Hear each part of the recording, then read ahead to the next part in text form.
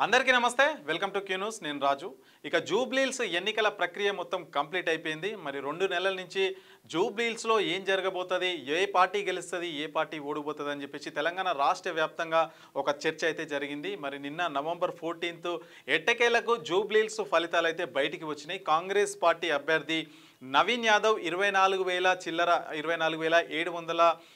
ఓట్ల మెజారిటీతో అయితే గెలుపొందడం జరిగింది ఇది భారీ ఘన విజయం అని చెప్పవచ్చు మరి 2 నెలల నుంచి కూడా ప్రధాన పార్టీలన్నీ కూడా జూబ్లీహిల్స్లో మకాం వేసి ఎవరి ప్రచారం అయితే వాళ్ళైతే చేశారు మొత్తానికి కాంగ్రెస్ అభ్యర్థి నవీన్ యాదవ్ అయితే జూబ్లీహిల్స్ ఎమ్మెల్యే అయితే గెలుపొందారు సో ఈ విషయం ఇక్కడితో అయిపోయింది నెక్స్ట్ ఏంటి అని చెప్పేసి స్థానిక సంస్థల ఎన్నికల గురించి అయితే కీలక చర్చ అయితే నడుస్తుంది తెలంగాణ రాష్ట్ర వ్యాప్తంగా మరి ఇప్పటికే 2 సంవత్సరాలు అయితే గడుస్తున్నాయి స్థానిక సంస్థల ఎన్నికల టర్మ్ అయిపోయి మరి ఎలక్షన్స్ ఎప్పుడు నిర్వహిస్తారని చెప్పేసి కూడా పెద్ద ఎత్తున చర్చ అయితే జరుగుతున్న క్రమంలో ముఖ్యమంత్రి రేవంత్ రెడ్డి స్థానిక సంస్థల ఎన్నికల గురించి ఒక కీలక వ్యాఖ్యలు అయితే చేశారు నవంబర్ 17న అంటే రేపు కాక ఎల్లుండి నవంబర్ 15న క్యాబినెట్ భేటీ అయితే జరుగుతుంది ముఖ్యమంత్రి రేవంత్ రెడ్డి అధ్యక్షతన ఈ భేటీ అయితే జరగబోతుంది మరి ఇందులో ప్రధానంగా స్థానిక సంస్థల ఎన్నికలు ఎప్పుడు నిర్వహిస్తారా అనే దాని గురించి అయితే చర్చించి మరి ఒక తుది నిర్ణయం అయితే తీసుకునే అవకాశం అయితే మనకు కనిపిస్తున్నట్లుగా తెలుస్తుంది మరి నవంబర్ 24 లోపు హైకోర్టు అయితే టైం ఇచ్చింది అంటే మీరు ఎలక్షన్స్ ఎప్పుడు జరుపుతారు ఏంటి అని చెప్పేసి కూడా కోర్టుకి అయితే మాకు ఒక నివేదిక పంపించాలని చెప్పేసి కూడా నవంబర్ 24 వరకు అయితే టైం ఇచ్చింది మరి ఆ టైం కూడా దగ్గరికి వస్తున్న క్రమంలో నవంబర్ 17వ తారీఖున ఒక కీలక క్యాబినెట్ భేటీ ఉందని చెప్పేసి కూడా రేవంత్ రెడ్డి ఇప్పటికే ప్రకటించడం జరిగింది మరి అందులో ఖచ్చితంగా తుది నిర్ణయం అయితే తీసుకుంటామని చెప్పేసి స్థానిక సంస్థల ఎన్నికల గురించి తుది నిర్ణయం తీసుకుంటామని చెప్పేసి రేవంత్ రెడ్డి ఆల్రెడీ ప్రకటించారు సో ఏం జరగబోతుంది ఎప్పుడు జరుగుతాయి స్థానిక సంస్థల ఎన్నికలు సర్పంచ్ ఎలక్షన్స్ ఎప్పుడు జరుగుతాయని చెప్పేసి కూడా తెలంగాణ రాష్ట్ర వ్యాప్తంగా కూడా దీని గురించి అయితే చర్చ అయితే నడుస్తుంది ఇక మరొక వైపు బీసీ రిజర్వేషన్లు అయితే ఎలక్షన్స్కి ముఖ్య అడ్డంకిగా అయితే మారిపోయినాయి మరి తెలుసు ఇక్కడ రాష్ట్రపతి దగ్గర ఇక్కడ గవర్నర్ దగ్గర కీలక బిల్లులు అయితే పెండింగ్ ఉన్నాయి బీసీలకు 42% సంబంధించిన రిజర్వేషన్ల బిల్ ఏదైతే ఉందో మరి ఇక్కడ గవర్నర్ దగ్గర కావచ్చు అక్కడ రాష్ట్రపతి దగ్గర కావచ్చు పెండింగ్లో ఉన్న తరుణంలో మరి ఎలక్షన్స్ ఎట్లా నిర్వహిస్తారని చెప్పేసి కూడా పెద్ద ఎత్తున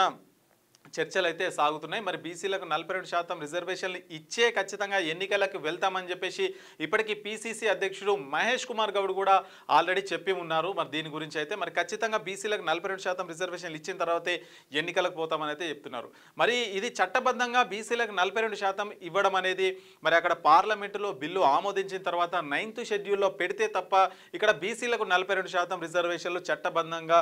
వస్తాయి మరి ఆ పరిస్థితి అయితే ఇక్కడ కనిపిస్తలేదు మరొక వైపు 24 తారీఖు వరకు అంటే నవంబర్ 24 వరకు ఎలక్షన్స్ ఎప్పుడు జరుపుతారని చెప్పేసి కూడా హైకోర్టు అయితే ప్రభుత్వాన్ని అయితే ఖచ్చితంగా నివేదిక పంపించాలి డేట్స్ అండ్ రిజర్వేషన్లు కూడా ఖరారు చేసి మాకైతే ఒక పూర్తి నివేదికతోని మాకు సమర్పించాలని చెప్పేసి ఇప్పటికే హైకోర్టు చెప్పింది మరి ఎలాంటి నిర్ణయం తీసుకుంటారు అని చూస్తే కనుక మరి బీసీలకు 42% అక్కడైతే పెండింగ్లో ఉంది చట్టబద్ధంగా వచ్చే అవకాశం అయితే లేదు మరి అక్కడ రాని ఎడల ఏం చేస్తారని చూస్తే ఇప్పటికే మహేష్ కుమార్ గౌడ్ అయితే కొన్ని కీలక వ్యాఖ్యలు అయితే చేశారు కాంగ్రెస్ పార్టీ నేతలు కూడా ఇవే వ్యాఖ్యలు అయితే చేస్తున్నారు అంటే ఇక్కడ మేము సాధ్యాలం అంటే సాధ్యమైనంత వరకు బీసీలకు రిజర్వేషన్లు ఇవ్వడానికైతే మేము ట్రై చేస్తున్నాం మరి ఇక్కడ కోర్టులో ఇక్కడ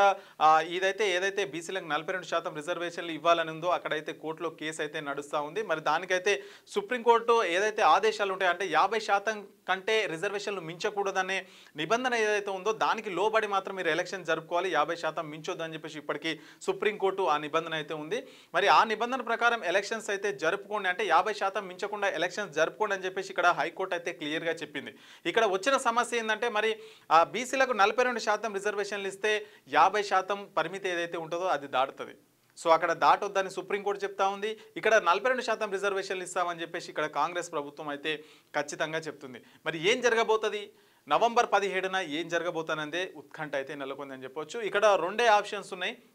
ఇప్పటికే వాళ్ళు కూడా చెప్పారు పార్టీ పరంగా 42% రిజర్వేషన్లు ఇస్తానని అయితే చెప్తున్నారు అంటే హైకోర్టు ఇప్పటికే చెప్తుంది పాత పద్ధతిలో రిజర్వేషన్లు జరుపుకోవచ్చు 50%కి పరిమితికి లోబడి ఎలక్షన్స్ జరుపుకోవచ్చు అని చెప్పేసి ఇక్కడ హైకోర్టు అయితే క్లియర్గా ఇచ్చినప్పటికీ కూడా మరి ఆ విధానంలో వెళ్తూ పార్టీ పరంగా 42% రిజర్వేషన్లు బీసీలకు ఇస్తామని చెప్పేసి కూడా కాంగ్రెస్ నేతలు పీసీసీ నేతలు కూడా